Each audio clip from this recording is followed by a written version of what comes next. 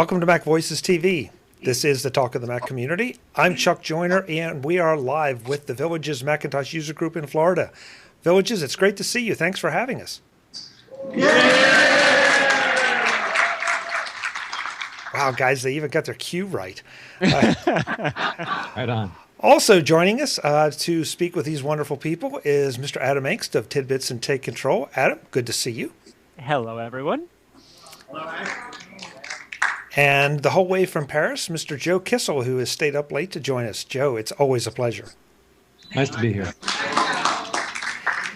So this is always fun because as we started this, we were asked, do we have a program? And it's like, well, not really. You know, we can riff on the Apple news, and there's plenty of it. But we thought this time we might do something a little bit different and start out with some questions from the group.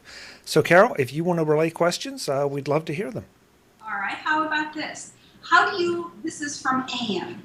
How do I remove an app that came with my iPhone 4? I don't want it. It's called Stocks.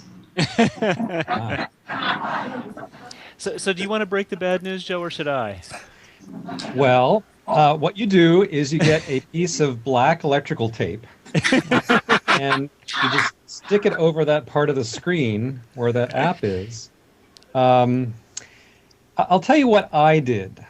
I made a folder for all of those apps that came with my iOS devices that I didn't want to use very often, and I stuck those apps in that folder. That's the best you can do.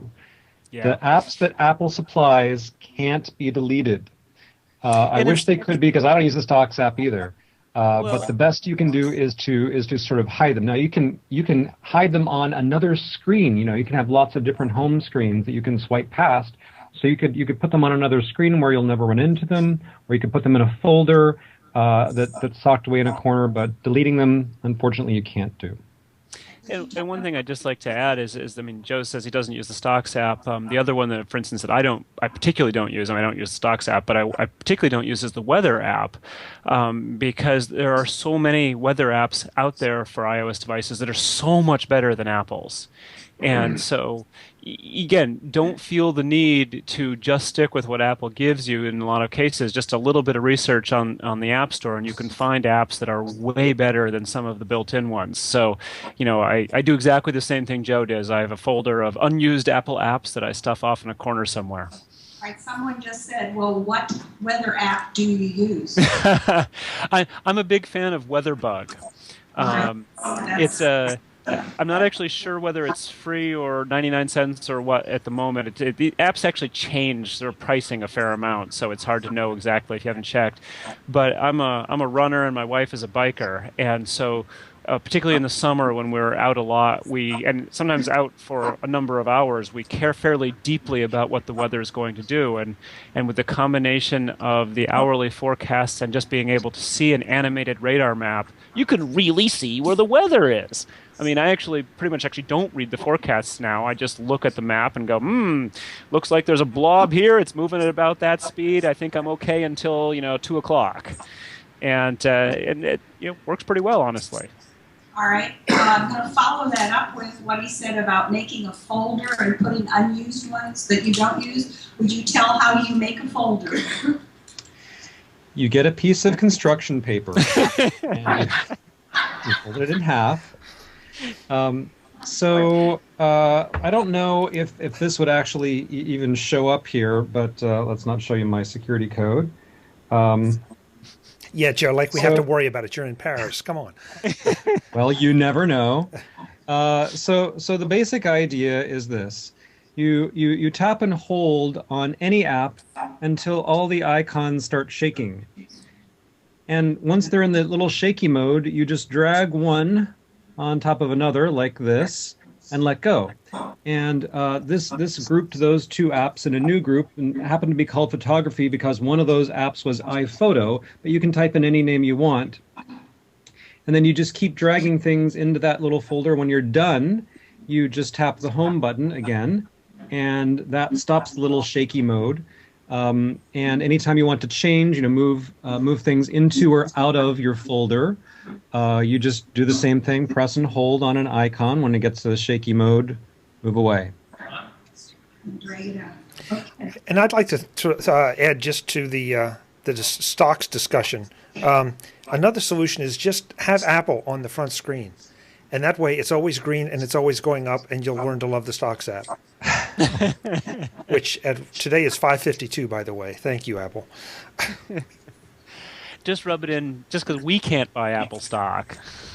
I have Apple stock. Why can't you buy it, Adam? There's a sort of a basic rule in journalism that it is a really, really bad form to own the stock of companies whose price you could manipulate. And even though we don't delude ourselves that we have anywhere near the power of, say, the Wall Street Journal or the New York Times, the simple fact of the matter is that news on the internet travels so quickly and can start from such unlikely places at this point.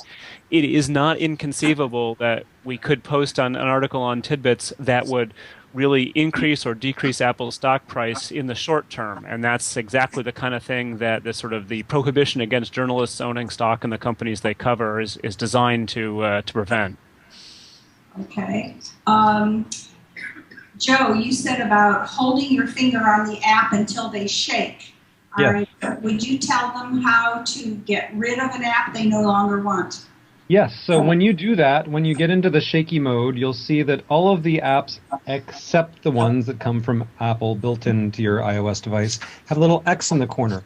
So when you see the X, you just tap that and it's going to say, you realize that I'm going to delete this right now, and that's going to include all your data too, right? And you say, yes, okay, and then it's deleted.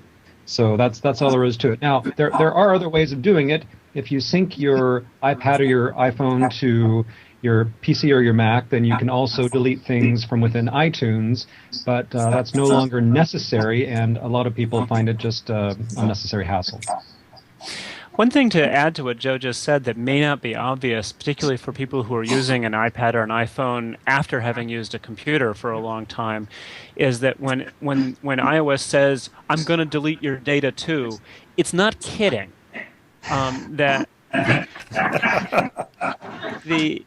In iOS, there is no concept of a file system. So on the Mac, in the Finder, you see all these documents, and you can open them in any application that might be able to open them. One file, many applications. But in iOS, every application, every app, maintains its own set of documents.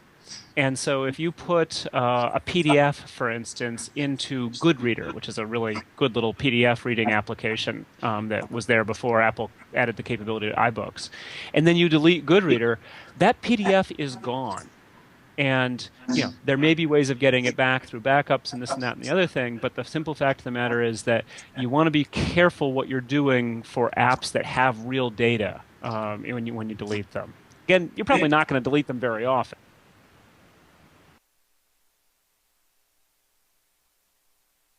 Sound, Adam. Yeah, Adam's sound just dropped out for me. Uh-oh. My now sound you're dropped. Oh, you're back. You're back. All right. Ready for another. Okay, how do you set it so that the battery is not run down by open apps in the background? Joe, you want that one? Well, want is a bit strong. Well, let me actually, I think one of the classes of apps that can run in the background and run down your battery is GPS apps, and Adam has more experience with those, so let me defer to him, at least for part of this. Okay. So there's two things to think about here. And the simple fact of the matter is that Apple has put a great deal of effort and thought into thinking how apps run in the background in iOS. And so on the Mac, for instance, when something's running, it's running, and it can do a whole lot of stuff in the background, including using quite a lot of CPU power. So in fact, if you have a MacBook that's seeming really slow, you might look in Activity Monitor and see if something that you're not expecting is using a lot of CPU power.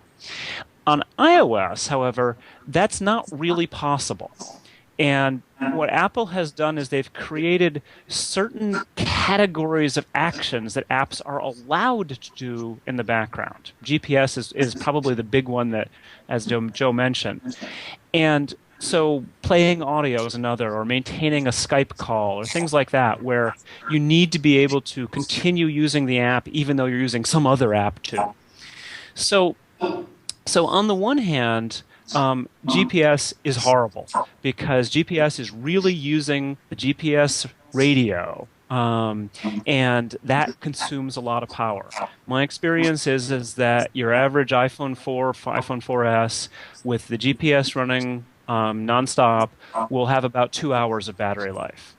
And so, for instance, whenever I go, I'm traveling, I go out for a day when I know I'm going to need the iPhone the whole day and I'm going to be using the GPS a lot, I have, here, let me see if I can grab it.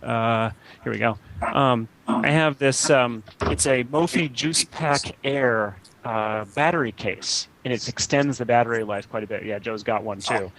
And so that's huge if you really, really do need to run the GPS. All that said, there are these kind of two types of apps, the ones that legitimately use background processing and battery power like GPS, and everything else. Now, you probably know that when you double-click the home button, double-press the home button, you see this list of all your running apps, or all your recent apps, I should say. And you can actually scroll that list. I'm not sure if I can get this, but you can double tap, and then you can scroll the list, left and right, and you see this huge list, and you might think, oh my God, all those things are running and taking battery power. They're not. That unless they have one of these kind of approved activities that Apple says, yes, you're allowed to do this in the background, they are doing nothing in the background and not using up any battery power at all. And this is actually a bit of a big deal for programmers because Apple says you can't do anything at all in the background, but you have to be ready as soon as the user taps you to come back exactly the way you were before. And so what my advice is one, mostly don't worry about it. Two, if you're using a GPS app, and really I can't think of much else except for maybe like an app that's playing audio in the background like Pandora or something like that. When you're done with it, something that if you are really concerned about this because you're going to be out and about all day and you're concerned about losing battery life, what you can do, again, I have no idea if I'm actually getting this in the picture, is you can show your little taskbar here by double pressing and then press and hold. Just like you did when the icons get shaky again. But now there's a little red circle with a minus sign in it. I hope I'm in the picture here. And you can tap one of those, and that makes the app really, really quit. And so there are times when I really care deeply because I'm traveling far from home. I can't recharge my iPhone. I've used the GPS, and I want to be 100% certain that it's not running. I will quit the Navigon app. Yeah, just don't be superstitious about it because it's one of those things like repairing permissions that it's gotten into the popular consciousness somehow that, oh, I got to go in there and force quit everything that I've ever run in the past. And it doesn't do anything. Only in really rare circumstances like what Adam just described will it do anything. And we have heard lots of reports of even people, Apple employees at Apple stores telling people, what, did you force quit all your apps? And it's just an urban myth. So most of the time, really don't worry about it.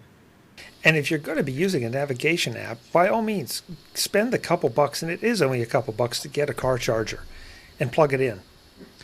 The reason why I didn't mention the car charger is that often when I've been using the battery powered case, I'll be like last April I was traveling in Denver and Boulder, and so I had a rental car. I didn't know quite what it was going to have in terms of plugs and this and that and the other thing, and I knew I was going to be like hiking in places where I wasn't going to have any power at all. So and I've tried a couple of different ones. The Mophie case is a really nice one, and there's plenty of other battery powered cases out there as well.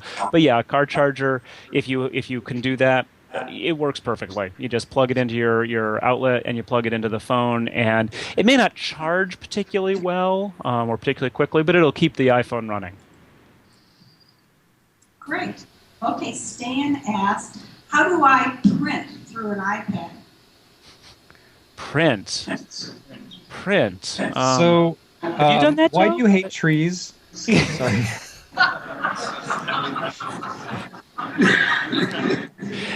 That's why you have an iPad. Exactly. This, So you this don't is have all to the books print. right on here. You don't need to print. What a quaint little idea, printing. Sorry. All right. Well, Joe can take this one because I've never done it. yeah, I have printed maybe 2 sheets of paper from my iPad just so that I could write about how it's done. All right. Well, if you have a reasonably recent app, I mean, this capability, the capability to print natively only appeared about, I don't know, a year and a half ago. So some older apps didn't ever get updated to have this capability. But Apple added something called AirPrint, and so if you have an app that supports AirPrint, then somewhere in that app will be a little button that says print. Now, for example, let's see here. If, oh, good grief. Now again, I don't print except on the rarest of occasions. So let's find something here. So iPhoto must have a print thing in it someplace. So here's, come on. So I'm going to make the educated guess that this little send to button up there, oh yes, the share button. There's a print icon behind there. So now it's updating my iPhoto library because I just installed it and I haven't tried this yet. But anyway, I would tap the print icon. It's in there somewhere. If your app supports printing, somewhere in there is a print icon. It's usually under the send to or the share icon.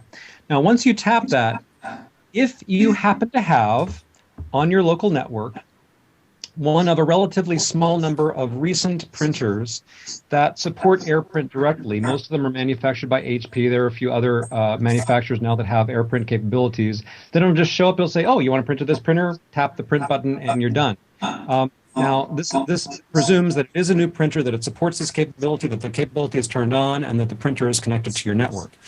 Now, if you don't have one of those printers that natively supports AirPrint, what you do is you go and download this program called Printopia. Now there are a couple of programs that do this, but Printopia really is the one you want, and it's a Mac program, and you install it on your Mac, and basically what it does is it looks for any printers that your Mac can see. That's a USB printer or a network printer or whatever, and it makes all those printers available to all of your iPhones and iPads and iPod Touches that are on the same network. So when you tap that print button, you'll be able to just say, oh, I want that printer, and go right to it.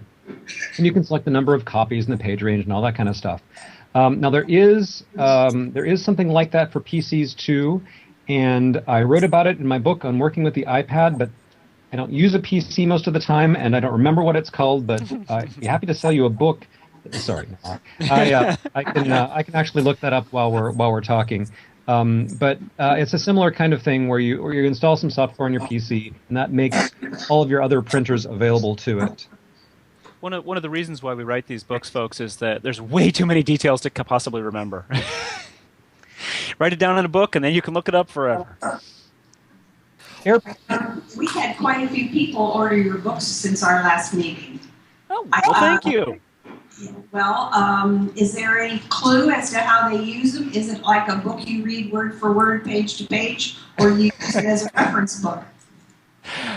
Well, it all depends on how you want to use them. One of the things that we do that's a little different than any print computer book that you might have seen is that we design them to be read electronically.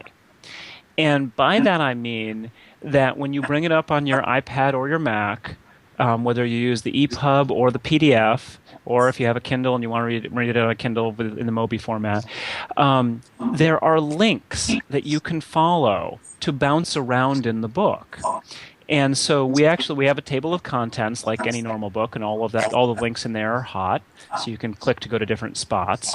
But we also have something we call the Quick Start. And that's a little bit different from a table of contents because it sort of discusses what is in each section and gives you a little bit of a path through the book. And sometimes we even have multiple paths through the book. We say, if you know all this basic stuff, then start here and read this section first. Whereas if you're just getting going, you want to start over in this other section first. And so we can do some of those kind of navigational things, frankly, just better than paper because having written lots of paper books, it's really, really awkward to say, flip to such and such a section, and you really don't want to say flip to such and such a page because the pages are always changing on you at the last minute, and so you get it wrong a whole lot. So that's something that's a whole lot better about ebooks than print books. Okay. And Carol, I don't think that I don't know if you could hear Joe. Joe, what was the Windows Print utility? Because I couldn't hear it. Okay, so there's one that's called AirPrint Installer. You can get it at jaxov.com, jaxov.com. It's a blog, but I'm sure you can search for AirPrint Installer. And then there's another one that's similar called AirPrint Activator for Windows. That's at the Blu-ray.de forums, so I don't know. But just sort of, if you just search for AirPrint Windows on Google, you will find it, trust me. Okay. Carol's got a good one for you. Okay. Ooh. Yeah, King, this is from, I think it's Gail or Bill. One of the two of them. I'm not sure. Anyway, can you set up a repeating calendar item like for these meetings? Sure. The second Monday. Is this a can you or may you? No. Can you? Yes. May you? You're right. This is only our second meeting of the Apple iClub. This is a spin-off of our Mac user group. We have like 4 or 5 meetings a month. This is one of them. And this is mostly iPad, iPhone, iPod people. So they want to know how to set up a calendar repeating so that they'll always be reminded that the second Monday of every month is Apple iClub. Well, I think if you go into the calendar app in either iPhone or iPad, as soon as you create a new one, there's a tab there, right? As Joe's got it pulled up, showing you that it's repeat. Yeah, no. So I'm on the repeat thing for just some random event, and here the choices are none, every day, every week, every 2 weeks, every month, every year. Now, if I tap every month, then here in the calendar app on my iPad, it's probably going to assume the same date of every month. Now, if you use iCal on a Mac, or better yet, BusyCal, or presumably Outlook on a PC, you have much more flexibility for when those repeats happen. I gave up iCal a long time ago. I'm a BusyCal guy. But let me just see what the options are here in BusyCal. They're pretty significant. Yeah, so there's a custom option, and you can have it be like, every specific days of the month, or on the second Tuesday, or on the last Friday, or kind of anything you want. So if you want a particular kind of repeat that doesn't show up in the app on the iPad, try one of the Mac or PC apps that syncs with your calendar. Well, yeah, you said, what was the name of your app? BusyCal. BusyCal. That, like if someone sends something in an email, you can click on it and it'll automatically go into that calendar program also. Yes. Okay. We really, really like BusyCal. Yes. And I should be clear. We really like BusyCal, and we hate iCal. That's right. iCal is a very frustrating program, and BusyCal is basically these two guys out in the Pacific Northwest in Washington State. They're great guys, and they've put a huge amount of effort into just making a calendar so much easier to use. Hey, Carol. Yes. I think it's only fair that we ask you a couple questions too. Oh yeah, I know everything. So I would like to know how many people in the room are going to upgrade to the iPad 3? Because I'm going to assume pretty much everyone there has one. How many people are upgrading to the 3? iPad 3. Or the new iPad. Oh, the new iPad, sorry. Okay, iPad 3. How many have ordered? How many have ordered an iPad 3? Okay, I'm going to say there's probably 20 in the room. Okay, that's pretty good. All right, we did not do a lot of advertising for this meeting because we got into so much trouble last month.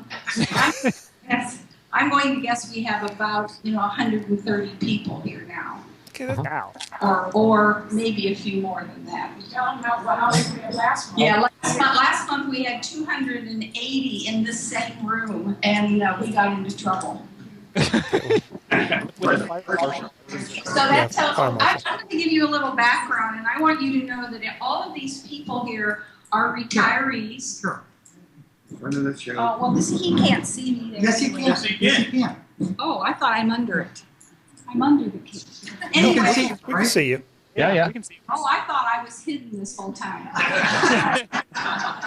All right, we're all retirees, and a lot of us are on Apple products because our kids told us that's where we had to be. And everyone likes to see their grandchildren and their family on either iChat or Skype. It's been a blessing to keep families together. So a lot of people, yes, we've even asked for people who have their iPad 2 for sale to let us know. We have a lot of buyers. So, but that's the gist of what we are. Our retirement community is just a small one in Florida, covers 3 counties, and there's 85,000 people. We're very astute. And we're what? We're very astute. And we're very astute, someone says. And if I remember correctly, you all have an Arnold Palmer and a Nancy Lopez golf course. I'll be coming down to see you soon. Did they collaborate, or are we talking 2 separate ones? We have 505 holes of golf.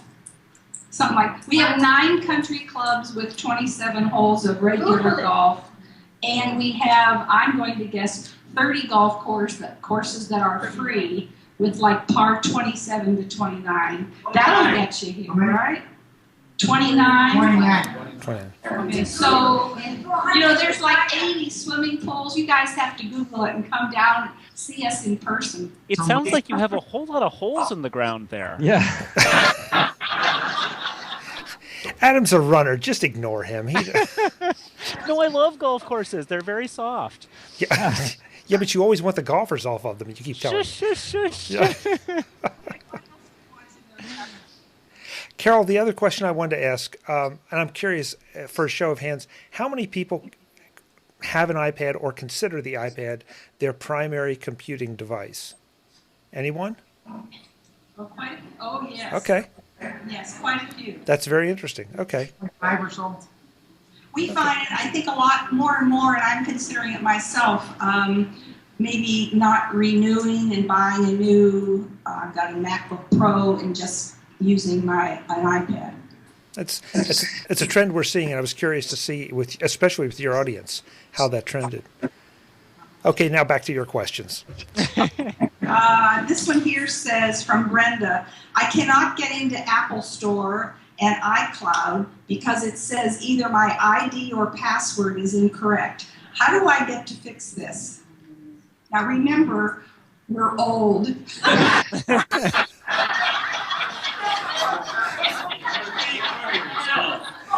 And the memory goes first. Yeah, the memory goes first. Yes.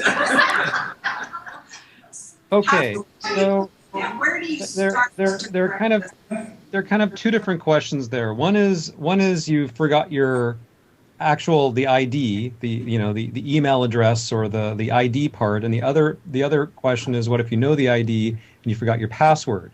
And the error message you're talking about is ambiguous. It doesn't tell you which one you got wrong. So there's a website you can go to. I think it is, I'm going to check it while we're talking here, appleid.apple.com. appleid.apple.com. And if you go there, there's a little link that says, not sure if you have an Apple ID. find out. So this can answer the first question, which is, what is my Apple ID anyway? And what you do is you enter your first and last name, and you enter your current email address and any previous email addresses you might have used in the last few years, and you click through, and it'll say, "Oh, could this be you?" And you'll say, "Oh, yeah, that's me. That name or that email address." Hopefully, that will at least solve that part for you. Now, once you have got your ID part, the email address or the username, then you can go back up to that, the top of that same site. If you put that in with the password that you think you know and that doesn't work, then there's a reset your password link. And what that'll do is it'll send an email to the address that's on file for you at Apple, and it will ask you to click a link, and it'll take you to a site where you can type in a new password for yourself. So both of those questions should be answerable, should be solvable at appleid.apple.com. Now, one thing to add to this is that Apple has actually gone and confused things for particularly those of us who have been using Macs and using Apple services for quite a while, which is that it is possible to end up with multiple Apple IDs. I forget how many Joe has. I have 3. And I did nothing wrong. I mean, I wasn't messing around trying to game the system or anything like that. I have one Apple ID, which is my main email address, ace@tidbits.com, which I got from ordering from the Apple Store, and actually pretty much everything else. I use that address absolutely everywhere. But of course, the one place you couldn't use your normal email address is when you set up a MobileMe account way back when, or in my case, it was actually an iTools account. In the very, very early days. And so I'm Adam Engst at Mac.com or Adam Engst at Me.com, which are the same. And that created another Apple ID for me. And then at some point when I was actually needed to set up an account to upload our books to the iBook store, Apple said, sorry, you've got to have another Apple ID yet. I'm like, great. So now I have 3. And this can be confusing, not just because you have 3 that you may wish to remember the data, or multiple ones that you may wish to remember the data for, but you can, if you're lucky, get everything all under one, or you may need to use 2. And there are certain places you can use one on an iPad and an iPhone, and certain places you can use another. And I'm slowly talking here, hoping that Joe is going to step in and tell me exactly which ones, because he knows this way better than I do. And yeah. So on an iPad, the norm, or what Apple would like you to do, and what most people will do, is they'll just have one Apple ID, and they'll enter that. At any time they're asked for an Apple ID on an iPad, they'll just enter that, and they're good. However, there is a way that you can say, all right, let's say that you and your wife have always shared an Apple ID for purchases. So Apple has one ID in their system that has your credit card, stored with it, and you and your wife have both used that same Apple ID to buy stuff. And so you want to keep buying stuff with that same account because that's most convenient for you. But you also want to each have your own separate sets of email and contacts and calendars and bookmarks and so on. So what you can do is on your iPad, you go into the Settings app, and again, all right. So go into the Settings app here. And if you go into iCloud, the actual iCloud category here, and into Account at the top, that is the place where you enter your Apple ID that affects all the things that are listed here. So mail, contacts, calendars, reminders, and so forth. However, if you scroll down further to Store and tap that, there's also, oh yeah, I know. There's also an Apple ID listed down at the bottom here. That can be a different one. So the Store Apple ID is used for things you purchase, music apps, books, and all of the things that go with them. And there are a couple of other places where Apple IDs show up, also in FaceTime and in one other place that I can't remember off the top of my head, sorry. But but basically it's those two main places, the iCloud settings and the store settings. So you can have different Apple IDs in those two places. The store setting, interestingly, and I didn't know this until like last week, but the store setting is not only used for when you purchase things from iTunes, but it's also used if you have on an iPhone or an iPod Touch the Apple Store app. You want to buy something online from the Apple Store. You want to make an appointment with a genius or whatever. That app also gets its information on which account you want to use out of the store setting. So there are those two main places. Joe, when iCloud first came out, a lot of us made this mistake. We had an Apple ID. We signed up for another one only for iCloud. Have they come up with a way to merge those yet, or is that basically the same question that you've been answering here? Yeah, no, they haven't. And right around the time that iCloud was released, someone said that they sent Tim Cook an email, and Tim Cook said they're aware of the problem and they're working on it. But I have not heard anything since then. It's been a long time. So maybe that rumor was false, or maybe they changed their mind, or maybe that's just taking them a really, really long time to figure out this difficult problem of merging two databases. I don't know. But it's really annoying. There are lots of things that you should be able to do with multiple Apple IDs that we can do with your TidBITS account, but Apple can't seem to figure out for Apple IDs. And it's really annoying, but unfortunately merging accounts just isn't available yet. Yeah, I mean, what Joe was saying, when you buy a Take Control book from us, you automatically get an account. But one of the things when we were building our account system, which was many years after we started selling ebooks, and we wanted to bring all the old data in, is we were aware that people use different email addresses over time. And so we obviously can't tell automatically that you had a Comcast address and a me.com address and a Gmail address.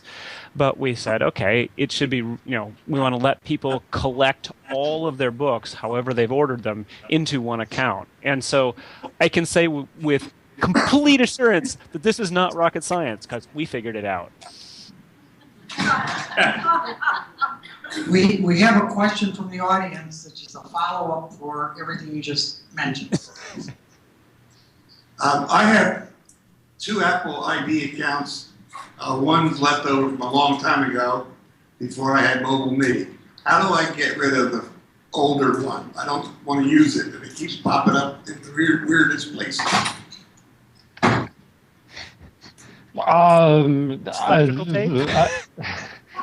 mean, what I was going to say was just don't use it anymore. I mean, if you... I don't know if there's actually a way to delete an Apple ID. I don't know if that's a possible thing. I've never encountered that. When you encounter places that it's popping up saying, hey, use me, enter your password, the best thing to do is click cancel and go whatever that thing is, whether it's mail or a store or whatever thing is popping that up at you, go in and change that account to the one you do want to use, and just stop using the old one. But without knowing exactly what is producing those messages, I probably couldn't tell you more specifically. It's the Apple Store. The Apple Store. You should be able to log out and log back in with your new one, and that should be the one remembered. I would think. We have another question here or a question from Ken. How do you move from GlobalMe to iCloud? You get this book that I wrote, iCloud. I walk you through the whole process and hold your hand. And that's the honest answer. He's not kidding. Yeah. I'm not kidding. Now, the very, very short version of this is first back up everything. I've written a few books about backup. I know this. Back up your data. Then you have to have either a PC that's running Windows Vista or Windows 7 or a Mac that's running Lion. You can't upgrade from GlobalMe to iCloud on a PC that's running XP or on an older Mac or a Mac that's still running Snow Leopard. Unfortunately, you have to be running a pretty modern OS. And on that OS, you go into the iCloud preference pane, you enter your MobileMe credentials, you basically say yes to everything it asks you, and it transfers all your data over. And then you enter those same credentials and answer yes to all the same questions on your iPad, your iPhone, all of your other devices. Now, that's an oversimplification because a lot of things can go wrong in that process, and there might be a lot of those questions that you'll be asked that you kind of go, but really, do I merge here? Do I replace? Or what exactly happens now? And what if I do all this and now suddenly I have duplicate calendars or weird things happen? So one of the reasons that I wrote the book was to sort of walk you all through that. Now, besides what I just told you, which is like how you get email and calendars and contacts and stuff from MobileMe into iCloud, there's another whole category which I spend like chapters on in the book, which is what if you were using MobileMe for iDisk, for web publishing, for photo galleries, for all these different kinds of things that are part of MobileMe but are not part of iCloud, and Apple is going to turn them off at the end of June. They will no longer exist. They will no longer be available. What then? And so I have a lot of detailed information about how you can find replacements for these services that are going away definitively, and how you can move over your old data from, say, iDisk to something new that will serve that purpose for you. So, but there are some parts of it that are kind of confusing, and where you might appreciate a little bit of extra advice. Find yourself in that position. I'd be very happy to sell you a book. Just to reiterate, clearly I've been doing this stuff for a long time too, and when I finally upgraded to iCloud, it was a huge help to be able to have Joe's advice to just answer the questions that are going to come up. And we've seen people being really happy with this particular book. It offers a lot of information that Apple doesn't like to pretend that things can ever be hard or confusing. And yet the simple fact of the matter is that whenever you convert from one system to another, things can be confusing. Many of the people here did order the Take Control of iCloud. Is that the book you wrote that you're referring Yes. to? Thank you. Good. Well, quite a few already have that book. Okay, and many more might order it. Okay. How do you get pictures from iPhone 4S to iPad? This is magic. There's a lot of different ways. Well, I'll tell you how the easiest way, the absolute easiest way of all. This assumes that you are using iCloud. You've upgraded to iCloud. You're logged in on your iPhone. You're logged in on your iPad, and you have Photo Stream turned on both of those devices. You take a picture with one device. You go to the other device, and it's there. It's really that simple. I do this all the time. I will take a picture with my iPhone, and then I will go to my Mac that's running iPhoto, and I will look at, oh, there's the picture. I didn't do anything. I didn't press a sync button. I literally didn't do anything. It was just there. And then I look on my iPad because, hey, I want to show this great photo to my wife. It's already there too. That's kind of the point of Photo Stream. It shows up on all your devices, even shows up on your Apple TV in the living room. So as long as you have it turned on and logged in with the same account on all your devices, any picture you take on any device automagically appears on all the rest.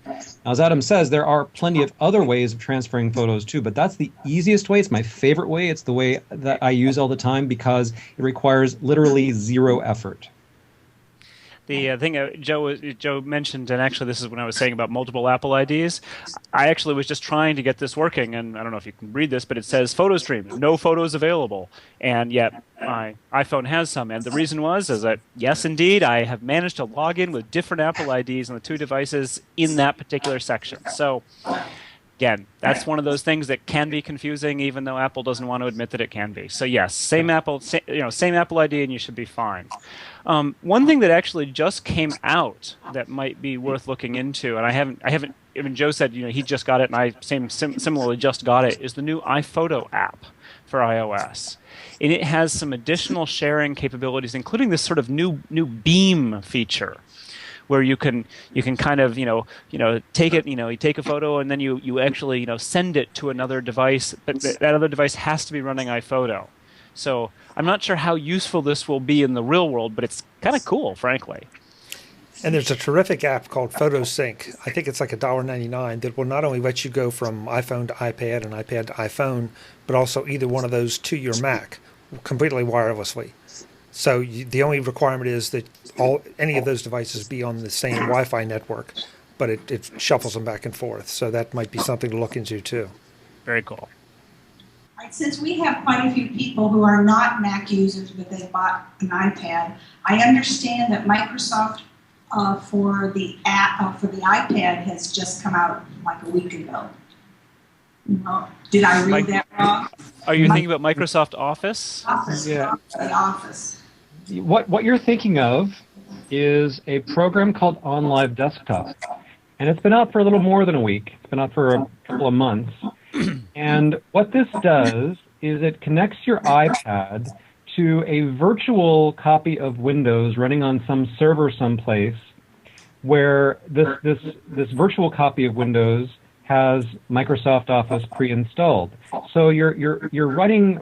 It's like you're using screen sharing for a PC that's sitting somewhere else. So as long as you have Wi-Fi, or a really fast 3G connection, you can run Microsoft Office, but it's the Windows version of Office, and it's running sort of in a little container. Now, I've tried it. It's okay, but it's not great, because what you really have is the experience of using Windows, which was designed to be used with a keyboard and mouse, on an iPad, which was designed for touch. And so it just doesn't work great, and if you don't have a fast internet connection, it doesn't work at all. Now, there have been rumors that Microsoft has been working on an actual version of Office for the iPad, but believe me, if that came true, I would be the first person to know it and the first person to buy it. So it might happen, but so far it hasn't happened. Now, of course, Apple has a really good Office suite. They have iWork, which includes Pages, which can read Word files, and Numbers, which can read Excel files, and Keynote, which can read PowerPoint files. So if you want to do those, use those sorts of apps on an iPad, no problem. Not only Apple, a bunch of other companies also make apps that do those sorts of things. But the only way to actually run Microsoft Office as such is in this virtual way using OnLive Desktop. Microsoft was very coy about their rumors. They denied the rumor entirely, in such a way as to leave it open to whether or not they were actually going to ever do anything. Did I read something today about a licensing issue with that program in Microsoft? Yeah. So basically, Microsoft was telling the people who make this OnLive Desktop app that they had improperly licensed, I don't know if it was Windows itself or Microsoft Office, and the two companies are negotiating, trying to get it all worked out. But there is a possibility that they might not get worked out, and so this capability would go away, which is yet another reason I wouldn't depend too heavily on it. I think it's much better to find a native app that's designed for the iPad, that's running directly on the iPad, whether that's Apple's Pages or something like Docs2Go, or there's a whole bunch of other ones, but there are plenty of ways to do Office stuff on an iPad, just not for Microsoft yet. There is also something that we covered briefly that was showing at Macworld Expo, a company called Nivio, Nivio, which is doing very much the same thing as the OnLive Desktop people.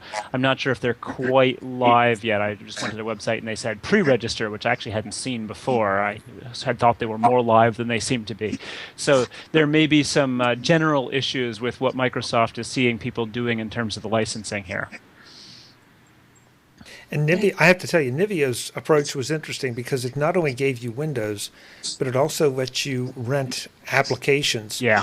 But Oh, but for limited periods of time, so that if you had a particular project and wanted to do something with a piece of Windows software for, say, a month, you could just rent that program for the month. So Yeah. instead of having to have a $400 or $500 program, you just pay a rental fee for as long as you need it, and then go. So I don't know if the OnLive desktop has that, but I thought it was a very interesting approach to Not things. yet anyway. Yeah, nice idea. The other thing about Nivea was that it was Mac or iPad. So if you needed like AutoCAD or some $1,000 program, but you only needed it for a month, you could, in theory, rent it and use it via this sort of network connection. So it's a little funky, but on the other hand, it's very clever in some ways because you don't want to have to buy hardware for short-term projects. I would personally suggest that people with the iPad pay, I believe it's $9.99 or so, to download Pages, which would give them a word processing. Well, it's only $5. $5. Oh, good. $5. Well, anyway, how do you use Pages on the iPad in that? Do you save it if you want to send it to someone? I'm not familiar with using it. Well, the great thing about Pages and Numbers and really all iPad apps is that you never have to save it all. You just stop working on it, switch to another app. It saves automatically in the background. And with, again, this is an iCloud thing. If you use iCloud, you're signed into your account, you have all the right switches turned on, then not only will it save your documents on your iPad, but it'll also save them in the cloud. It'll save them on a server. So then if you go to another iPad that's logged into the same account, or your iPhone or your iPod Touch, then all those same documents will be there too. Now, unfortunately, it's not as easy to get documents between your iPad and your Mac or PC. You can do it, it just requires a few more steps. One of the features that Apple has said will be coming this summer in Mountain Lion is that you'll be able to do the same thing with the Mac versions of Pages and Numbers and Keynote that you can with the iOS version. So as soon as you save it, as soon as you save or really just create a document on your iPad, you'll go and look on your Mac and, oh, there it is. I didn't do anything. I didn't save. I didn't copy. I didn't share. It just showed up there. So that's one of the things that will be coming in the future. Now, you can sync your documents with your Mac or PC, either with a USB cable or over Wi-Fi, and transfer documents back and forth like that. Or from within Pages, you can say, hey, email this as an attachment to somebody. That's fine. You can save it. There's a little thing that you can buy that you can save it to Dropbox or to any WebDAV server. There are various other ways that you can share your documents. But if you're talking about just giving yourself access to them on multiple devices, iCloud will get you quite a bit of the way there. All right. How are we doing time-wise, Mr. Joyner, for your program? Oh, we're doing fine for the program. As long as you want to have us, and these two gentlemen, if we can just keep Joe awake. Another bite of my banana loaf here. Yeah. I have a comment for Joe, and he couldn't remember something. We call that a senior moment here. Yeah. Okay. How do you delete mail on an iPad?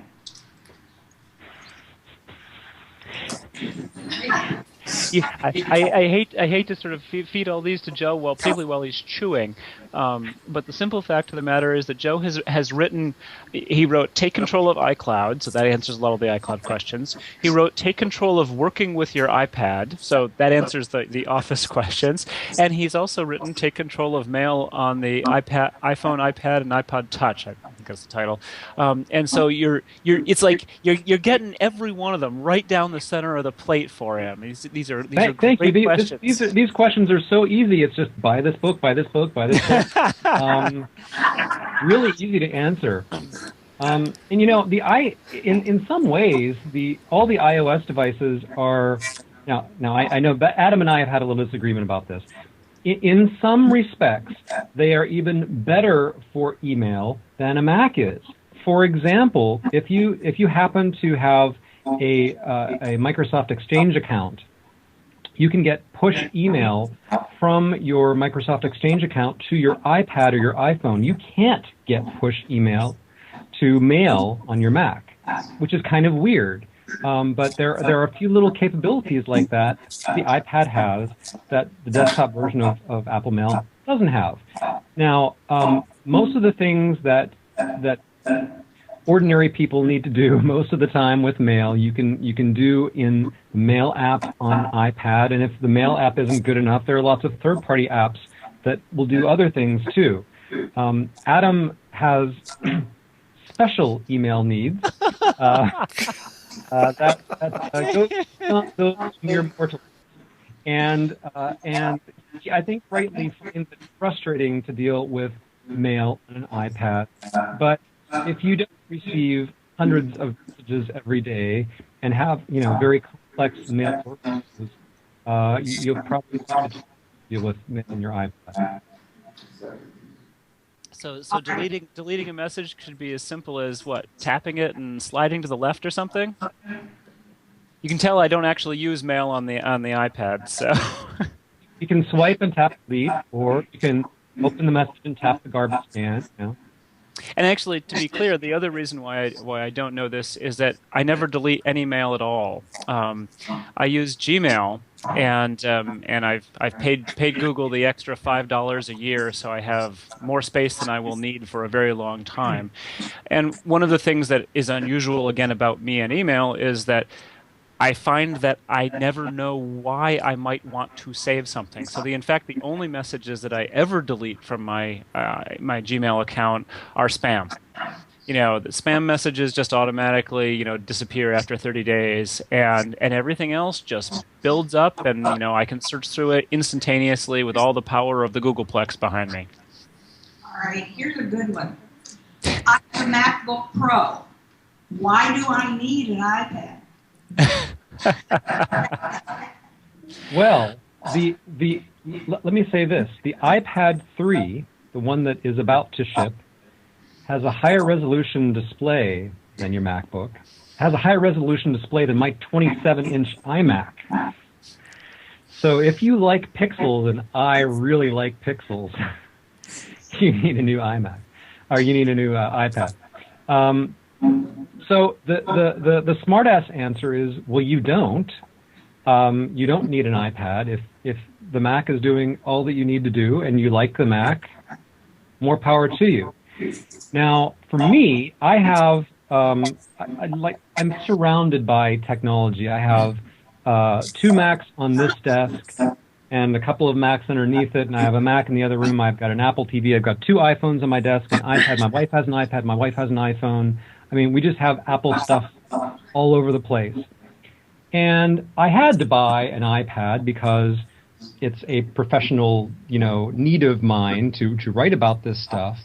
But I was quite surprised at how much I actually end up using it in ordinary life. I mean, we have a small apartment here. It's not like I have to have a different device in every room, but there are things that are much easier to do, much more comfortable to do on my iPad than they are on a MacBook. I mean, for one thing, the battery lasts like forever. I mean, it's a 10-hour battery, and it never gets hot. My MacBook Pro, I love it to pieces, but it gets really hot on my lap, and 3-4 hours without plugging it in, that's about the tops. I can take this in the library, or as you may know it, the bathroom, to catch up on my reading.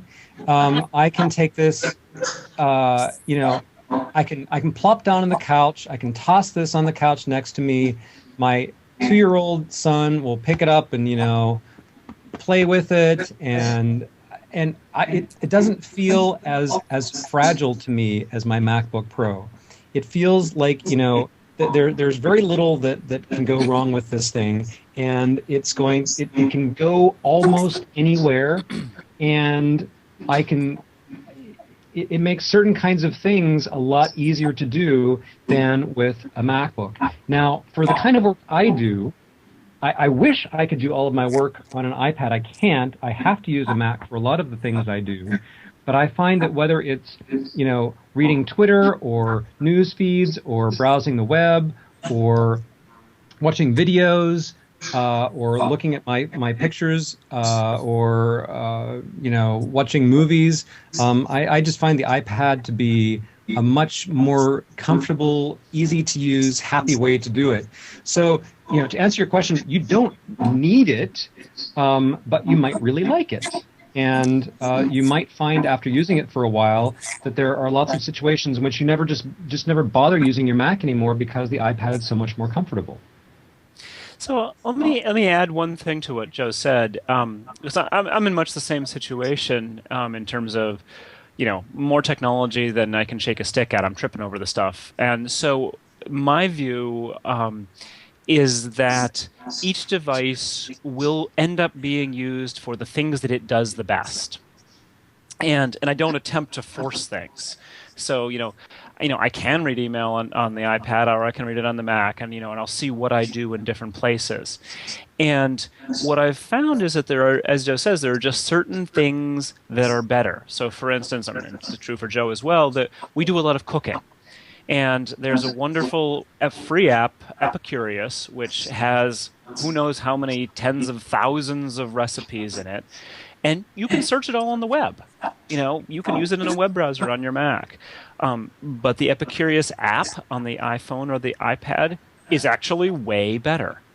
Or the WeatherBug app that I was talking about earlier. You can look up the weather in a web browser, or you can get dashboard widgets or whatnot on the Mac.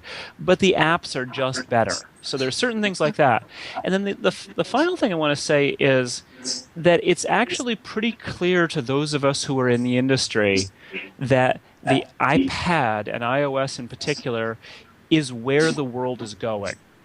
So we're not going to see the Mac disappearing or anything like that, but you can just tell when you see what Apple is doing that they're putting their energy, the vast majority of it, into iOS and the iPad and the iPhone, because they see that as being where technology is going next. And I think actually, in some ways, Siri on the iPhone and voice dictation on the iPad is very interesting, because that's one of the the new input methods that really we've never had work well on a computer.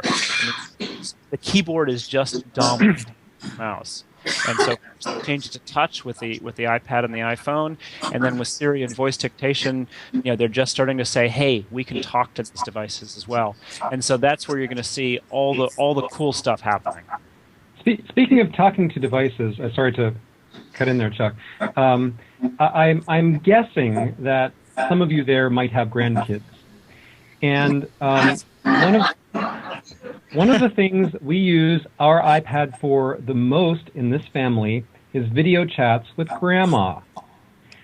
We can use Skype. There's a Skype app for the iPad, or we can use FaceTime, depending on what technology the other end, people on the other end have. But it's really easy to just grab this and plop on the couch and hold it up, and the family gathers around the iPad, and we do video chats with Grandma, who is in Pennsylvania. So if even if you are quite happy doing video chats on your Mac or PC, you might want to encourage your grandchildren to pick up one of these things, to make it, because really it's not my office is not childproof. This is not a good place for a 2-year-old. I mean, he comes in here and I just go crazy because everything is breakable. It's not a comfortable place to sit and do video chats, but the couch is. So that's another one of those great uses for an iPad. And I want to get in on this one too, just because I think there's a basic conceptual problem here, that a lot of people look at it as an either or. There is a huge overlap, but it's not like these devices really yet can be judged as an either or. I think you can do that with a Mac and a PC, but I don't think you can do that with an iPad and a Macintosh, or an iPad and a laptop. So like Adam said, pick what each one does best and let it work for you, but don't look at it as a choice you have to make. Well, you guys have been leading into 2 questions here that I have, and they're both about movies. One's funny and one's regular. Which do you want first? Oh, let's go for the fun one. Okay. My son sent me a video from his iPhone on my PC.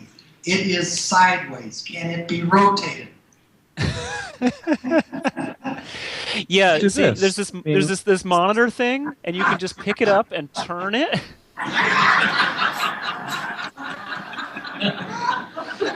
On the PC, I don't know very much about playing videos on PCs, but if you're playing it on a PC, in many video apps there are options to rotate. And so that's I can't give any more specific than that, unfortunately, but usually there's a way to do that. Apple's QuickTime player has an option to rotate, and you can download QuickTime for the PC. So that would be my first guess. Try that. Yeah. Good idea. Windows has a movie maker program, something like that. Movie maker. I don't know it. Anyway, Yeah. Second one, Mary has a DVD collection and she wants to get her DVD onto her iPad so she can watch it. She has an iMac, 2 gigahertz Intel Core Duo. There's no 2 there. Probably 6 years old. What does she need to get her DVDs onto her iPad? Well, two things. One is that you definitely can do it, but DVDs, when you turn them into digital files, get really, really large. And so this may be the sort of thing where you want to do them sort of one at a time and be swapping them in and out to make sure you're not using up all the space on your iPad for 2 movies or 3 movies. So that said, there's a bunch of these, but the free program that I use and many of us use for this kind of thing is called Handbrake. Like the brake in your car, the handbrake. And I will say that it's free and it's open source, but it is not the easiest thing in the world to use. It has what are called presets, and you want to choose one of the presets that gives you 17 zillion settings, all correct for viewing on an iPad. And once you do that, you can basically select the appropriate thing to what's called rip. You're ripping it from the DVD and turning it into a file. And once you turn it into a file, then probably the best thing to do is to import it into iTunes, to drag it into iTunes, and then let iTunes sync it over to the iPad. Now, all that said, there's a whole bunch of other ways to do it as well, and it's possible Joe has suggestions for things he's found that are simpler. No, I was going to suggest exactly the same thing. Handbrake is really the way to go. If you go to macworld.com and search for Handbrake, you can find some tutorials that sort of walk you through the whole process step by step, getting ripping a DVD and getting it onto an iPad. It's not that hard, and once you've done it a couple of times, it'll become second nature. All right. I don't know if anyone's getting tired sitting, but maybe this will be the last question, but I'll ask them after this. When I access a website that requires the Flash player, how can I watch the video? Look at the time. Why?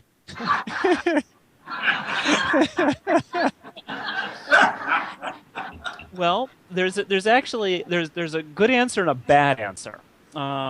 The bad answer is that that you can use OnLive Desktop and pretend to be running a Windows machine that can play Flash. And yes, it works, and I think David Pogue made a big deal about that in the New York Times as, wow, here's how you can watch Flash on your iPad. The better answer is to, frankly, just not stress about it. That most of the time when you want to watch a video these days, there are versions of the video that are not in Flash. Flash is an old technology that is really on its way out. I mean, to the point where Adobe has canceled the mobile versions of Flash. And all of the big video sites like YouTube and Vimeo and whatnot are now doing things in HTML5 video. And so the upshot of this is that often someone will send you a link to a video. Oh, you got to watch this. And you'll click it, and it'll go to some place that's Flash. And you'll say, oh, I can't watch it on my iPad because iPads are not going to be able to do Flash ever.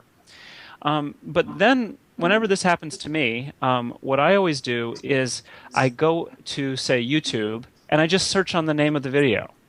One of the truisms of the internet is that once something is out there in one spot, it's usually out there in more. And so I don't think I've ever run into a situation where something I desperately wanted to watch was not available in another copy on YouTube where I could watch it in the YouTube app. Yeah, and there are also, I mean, it's not just YouTube. There are all these different apps. I mean, there's Netflix, there's Hulu, there's ABC has a player. Like almost every network has their own player for the iPad. So if there's some video that you want to watch that isn't available in HTML5 format on a web page, chances are when you go to that website, they'll say, oh, would you like to download our iPad app? Well, yes, sure you do. Download it and then watch your videos and be happy. So there's almost always another way to skin that cat. And the one other thing that the two of them haven't mentioned is that there is a browser that you can download that will play Flash on your iPhone or iPad called Skyfire. But it cheats. It sort of does what Adam was talking about. It is rendering the Flash on a server and then converting it and sending it to you. So if you're talking about watching an extended video, the experience is going to be okay. If you were, say, trying to get to a restaurant or hotel website and you needed Flash for that, it's much more suited for that. But it is a decent stopgap measure if you just absolutely, positively have to have it. All right, I want you to see that our audience is still awake. I am going to rotate this a little bit. I don't know if you can see all the corners here. So. All right, we have Oh, wow. Oh, wow. Holy cow. Holly. You got a ton of people there. This is great. Yeah. All right, we have a gentleman here who is definitely a PC person, and we're trying to get him to get the PC people and the iPad all together. Let's see what he has to say. I found a browser called Puffin, Puffin. It does a good job of running Flash. All you do is copy the address and then paste it into Puffin, and it works real well. I haven't heard of that one. Yeah, that's a new one. One of the things Got that from TidBITS. One of the things that's fascinating about the iPad world, and I'm not even sure what the number is these days, but there are so many apps on the App Store that it's basically impossible, even for people like us, to keep up with everything that's out there. I mean, we certainly try, and when we write an article or have a question, we'll go and research a topic. But then it can change completely a month later or 6 months later. And it's, again, a little bit of an example of why the iPad is so interesting is that there's just this massive amount of attention and creativity being directed at it by hundreds of thousands of programmers around the world. And that's really amazing. And particularly, I mean, from the user perspective, having these apps be free or 99 cents or $1.99 or maybe $9.99 at the most makes it a really fertile ground to experiment and just try things. Where I think on the Mac, if you're faced with having to buy an app for $50, yeah, maybe you won't try it. Hello. Microphone. Yeah, I'm using iPhoto. I have the screen open at the photos, and there are 7 photos across on each line. How can I change that to maybe 5 or 4 photos across? You're talking about on a Mac? On iPad. On iPad. Oh. Yeah, I haven't loaded my photos into iPhoto yet. So Yeah, I have spent all of 5 minutes working with iPhoto on the iPad. Let's find out right now. it's All right. live. This is what Joe actually looks like when he's researching a book. This is what I do. So, all right. So yeah. So you can't just do the pinch thing. So yeah, all right. So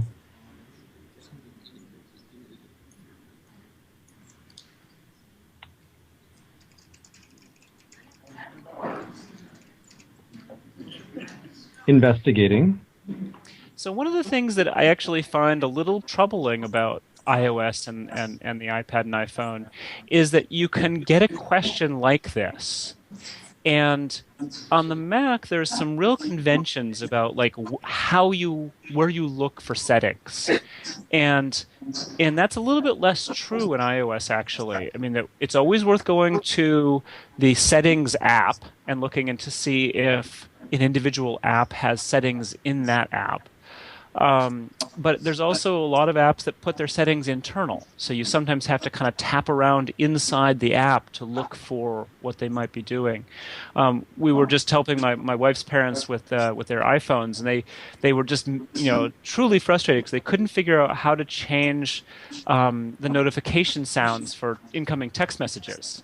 And they were looking under notifications, they were looking under sounds, not under notifications in the settings. And so it was just one of those situations where it were sort of too many places that seemed logical. And I think that's something that Apple really is going to need to improve. My initial verdict is I don't know. And it might not be possible. It might be the case that Apple didn't bother to put the option to change the number of rows and columns in the first version of iPhoto, but they'll add it in version 1.1 or something.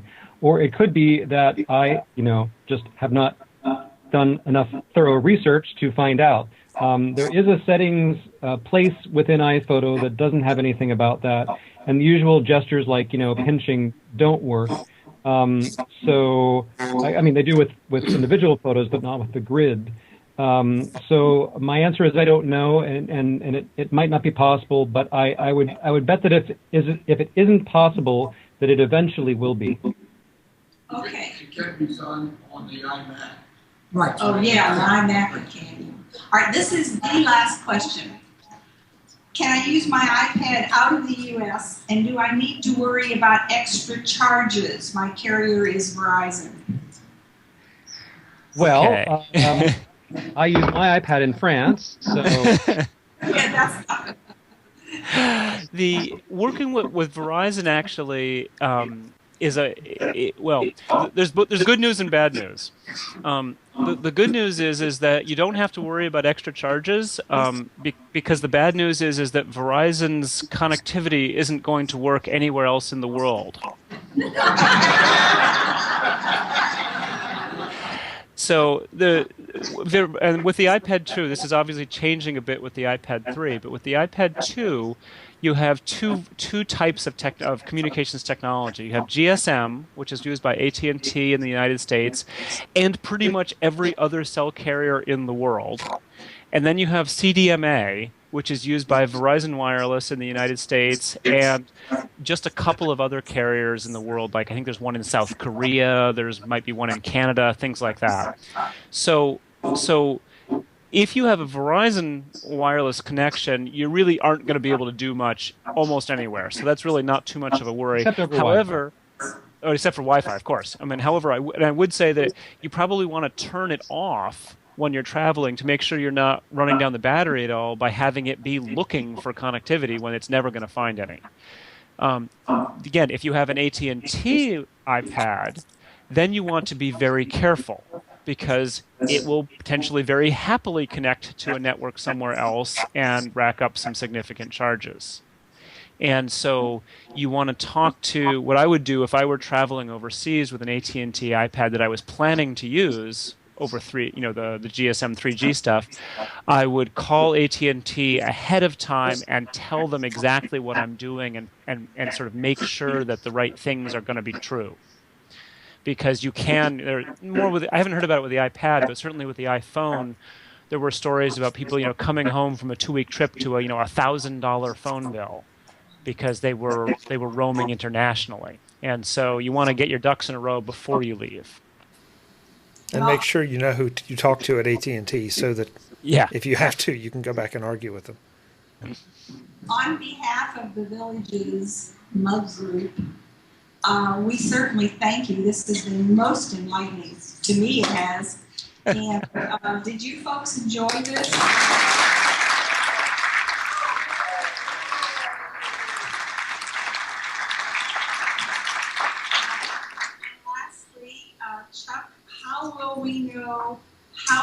find and when to find our mug on your Mac Voices? Well, let me answer that actually. You can find it because we will mention it in TidBITS. And so everyone who isn't subscribed to TidBITS, which is the free electronic publication we've been doing for almost 22 years now, and we do cover Mac stuff as well as iOS stuff, so Windows users might have to skim over the Mac stuff, but there's lots of iOS information in there, and we will be sure to have a link to the full Mac Voices podcast and video cast once Chuck has finished editing it. That said, you can also go look on Chuck's website. Yeah, that website is MacVoicesTV, and I will say this, and that assumes that the recording came out, because this is still a little bit of an edgy technology that we're messing here with. So, and if that's the case, then this will be edited out, and nobody will ever know. Villagers, thank you so much for having us. We really appreciate it. Adam, Joe, thanks so much. It's always fun. Anytime, folks.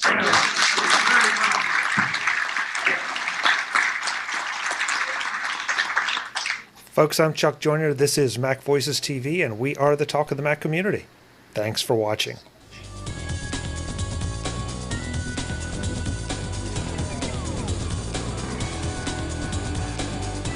Mac Voices TV is part of the Mac Voices Group and a member of Mac Level 10.